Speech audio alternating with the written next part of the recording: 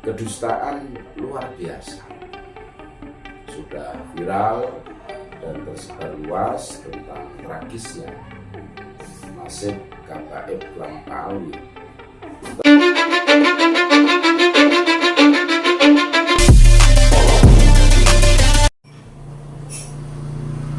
Assalamualaikum warahmatullahi wabarakatuh. Saudara-saudaraku sebangsa setanah air yang kami cintai, yang kami banggakan dimanapun Anda berada. Begitu mudahnya membantah kedustaan gaib Klan Paalwi. Klaim yang luar biasa memerlukan bukti yang luar biasa. Kral Sagan. Kedustaan luar biasa sudah viral dan tersebar luas tentang tragisnya nasib gaib Klan Paalwi terkait klaim palsunya sebagai keturunan Nabi Muhammad SAW dan segudang kebohongan, cerita khurafat dan sesat lainnya. Publik semakin memahami dan terbuka matanya bahwa kedustaan luar biasa tersebut ternyata tidak hanya pengakuan hampa sebagai cucu Nabi, tetapi sudah merambah dan menjarah ke segala dimensi peri kehidupan bangsa ini. Baiklah, mari diperinci supaya tidak ada kelengahan kita di setiap inci, agar dimensi kesadaran kita sebagai sebuah bangsa di tiap ruang dan waktunya tidak akan mudah untuk ditipu lagi untuk selama-lamanya.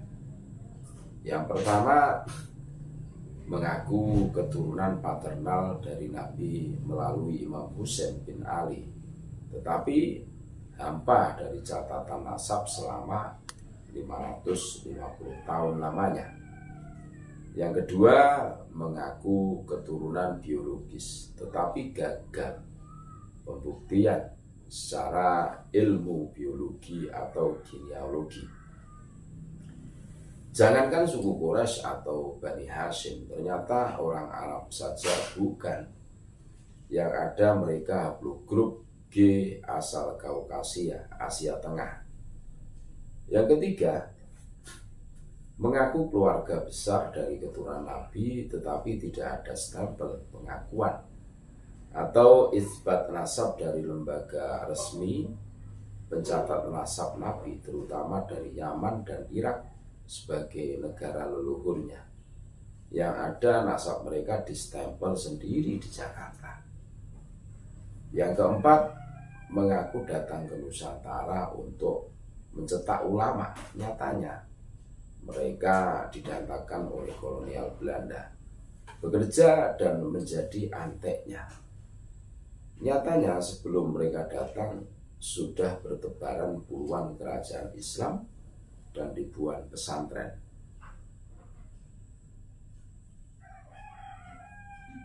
Serta puluhan ribu ulama, termasuk banyak yang kelas dunia. Dan Nusantara menjadi negeri muslim terbesar di dunia. Yang kelima, mengaku Wali Songo adalah bagian dari keluarga dan keturunan datuk mereka.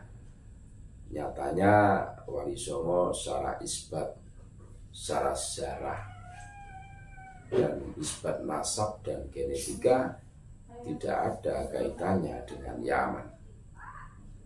Yang keenam, mengaku mereka berjasa dalam sejarah perjuangan kemerdekaan bangsa. Nyatanya mereka jongos kolonial dan absen di seluruh pergerakan dan perjuangan kemerdekaan bangsa. Yang ketujuh, mengaku banyak makam-makam leluhur mereka sudah lama di Nusantara, bahkan mencaplok makam-makam leluhur bangsa. Nyatanya itu makam-makam palsu belaka. Dan pemalsuan itu demi kepentingan eksistensinya. Kemudian yang terjadi adalah pembelokan sejarah dan kapitalisasi makam. Makam-makam palsu tersebut menjadi sarana mencari uang melalui ziarah kubur, haul, dan kotak-kotak amal. Yang kedelapan, mengaku datuknya paling mulia di sisi Allah, paling karomah dan sakti mandraguna. Bahkan karomahnya melebihi mukjizat para nabi dan rasul. Nyatanya itu tipu-tipu belaka, karena negeri Yaman yang didiami oleh para datuknya tersebut ternyata negeri yang paling miris dan mengenaskan di muka bumi. Manusia tidak boleh hanya dilihat dari bacotnya, tapi dari karyanya. Yang kesembilan, mengaku paling alim. Ternyata karya-karyanya sangat minim, bahkan banyak yang plagiat atau menyadur milik orang lain untuk diakuinya. Sebenarnya masih banyak lagi kejahatan yang bisa disebutkan. Semua akibat dari efek rasisme dan arogansi nasab yang mereka praktekkan.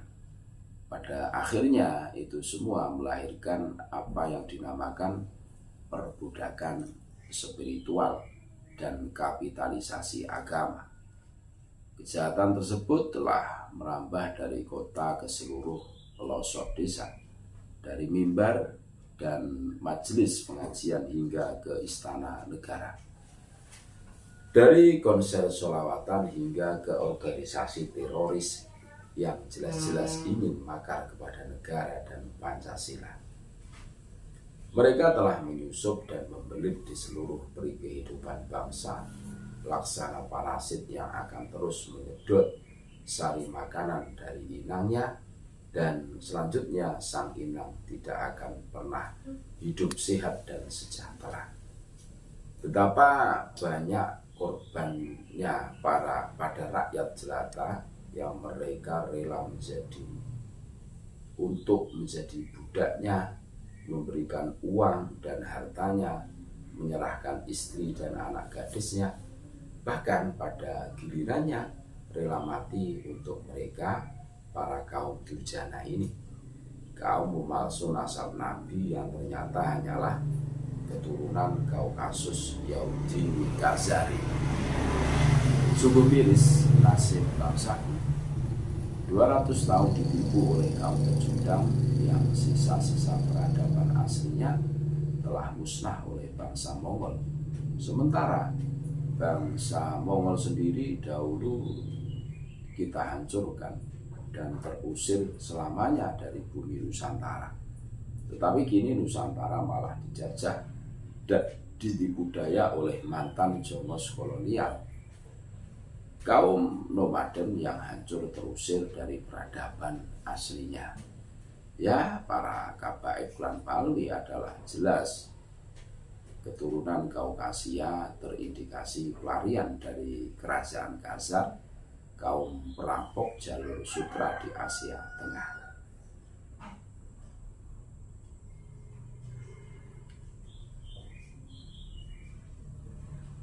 Terima kasih, tetap NKRI harga mati Nusantara milik kita. Assalamualaikum warahmatullahi wabarakatuh.